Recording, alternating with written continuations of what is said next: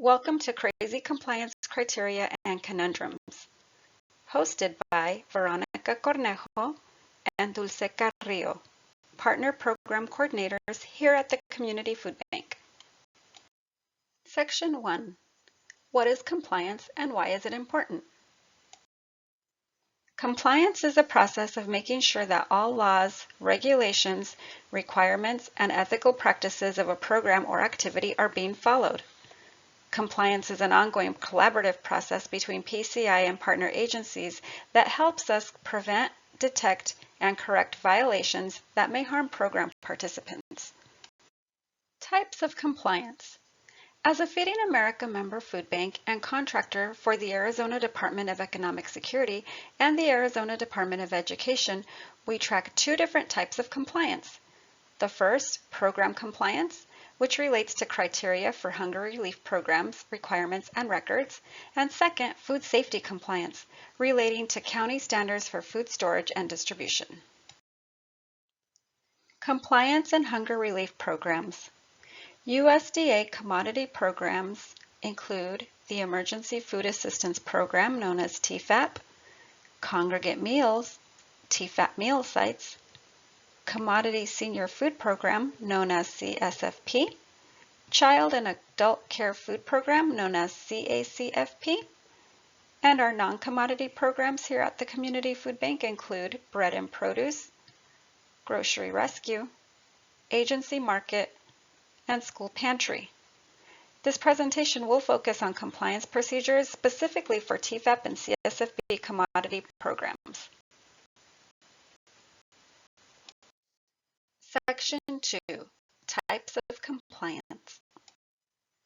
Program compliance has two components: agency file maintenance and site visit of the food pantry or meal site. File maintenance involves verifying and updating the following documents: your 501c3 nonprofit status, church, or federal recognition as a tribal entity, updated CFB partner agreement, updated USDA application and agreement, proof of valid required trainings, annual signed training and volunteer confidentiality forms, and finally, updated capacity assessments. The site visit consists of verifying that the following documents are on site and visible to clients: your public notification, USDA required signage, client records such as signature logs and proxy forms, link to feed usage and management, and county operating permits. Next, let's talk about food safety compliance. Food safety compliance involves verifying that the following items are on site at the pantry or meal site: your county issued operating permit for a food establishment, cleanliness, temperature logs, and appropriate food storage areas, and finally, evidence of pest management practices. For your dry storage area, please ensure you have clean shelving and interior, foods stored 6 inches off the ground and 4 inches away from walls and ceilings. Your food must be properly labeled and dated, follow first in, first out, and first in, first expired.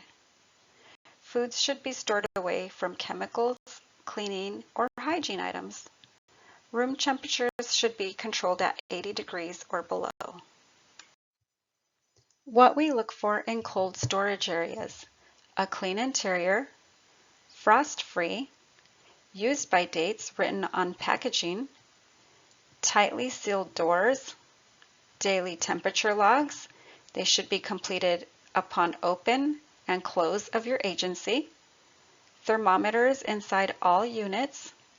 Your commercial refrigeration should be between 37 to 41 degrees, and your freezers should be between 0 to -10 degrees. Your products must be safely stored by category, and you should show evidence that FIFO and FIFE is being followed. Sanitation procedures. How we assess sanitation procedures. We want to ensure there is no evidence of rodents, insects, and pests, and that you're only using professional pest control services by providing an invoice. Gaps under doors and around windows should be covered to keep dust, dirt, and pests from entering in from the outside. Your garbage area should be clean, dust and dirt free. Chemicals, cleaning, personal, and hygiene items must be stored away from all of your food items. Elements of a successful compliance visit: proper record keeping, civil rights trainings, posted days and hours of operation, complete temperature logs and cold storage, pest control measures, permits, reports, and signage displayed, your food storage areas clean, food handling techniques are followed, commercial kitchen requirements are followed, proper food handlers trainings, whether that be a county food handlers or a community food bank safety training, or Serve Safe. For Section 3 of our compliance framework, I'd like to present Dulce Carrillo. In this section, we're going to review the compliance framework. We have training, observation, retraining, and corrective action. Proactive procedures like training and visits are more helpful to stay on top of potential or actual compliance issues. Training is a proactive way to prevent serious compliance problems. Training for program compliance includes civil rights, link to feed, periodic reminders about program practices such as signage, posted hours, grievance forms, and wait lists, customer service training like de-escalation techniques. Training for food safety compliance includes food safety class, which could be provided by the community food bank or a third party, initial site visit to check on equipment, storage, and cleanliness when onboarding a new agency, and the annual site visits to assess food safety practices. See the effects of training through observing what an agency does and says. Observation for program compliance includes regular monitoring visits during service provision, reviewing agency data in link to feed, promptly responding to agency questions, promptly following up on client complaints. Observation for food safety compliance includes regular monitoring visits and promptly following up on client complaints. After an observational compliance visit, agencies that are found to be in compliance will receive a follow-up email with copies of signed compliance forms, and the next visit will be in 6 months to a year. Agencies that are found to be out of compliance will receive the follow-up email with copies of signed compliance form, the list of findings, and the notice of a follow-up visit. Retraining. When a visitor complaint shows a compliance issue, we will work with you to schedule additional training. This typically happens within 90 days, depending on the severity of the issue. Retraining can include training the same person on the topic again, such as signage, civil rights, food safety, food ordering, or link to feed. Training new or additional people at the agency on the same topics. An additional visit to troubleshoot in real time. Retraining considerations.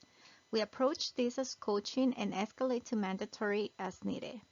All these efforts are well documented in your agency file. Here's an example of retraining. During an observational compliance visit, it was noted that Cloud Atlas did not have the required USDA signage posted, nor had the new kitchen staff taken civil rights training. Retraining. Staff were given copies of the required signage to post. Staff were also required to take civil rights training within 30 days. A follow-up compliance visit was completed within 90 days. Corrective action.